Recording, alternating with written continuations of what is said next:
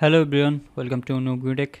In this short tutorial, I'm going to show you guys how you can enable secure boot in Maxsun motherboards.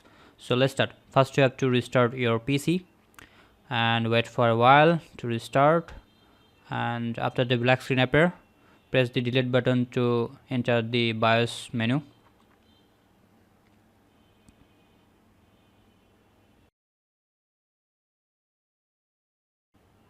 Okay, we are in the BIOS menu.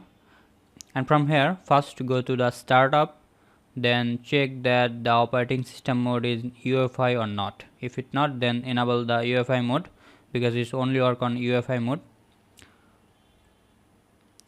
So after that, go to the security tab option, and from here at the bottom, as you can see, the secure boot section. Click on that. So here, as you can see, the secure boot is enabled, but it's not activated because the system mode is in the setup mode. We need to make it user mode. So for that, as you can see, the secure boot mode is in the standard mode. We need to change it to the custom, and we need to reset the factory reset key. Press yes. Without saving, press no.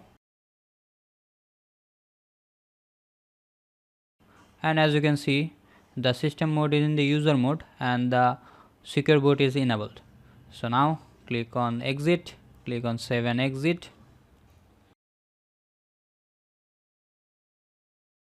Press yes, and let's check on the computer that the secure boot is enabled or not.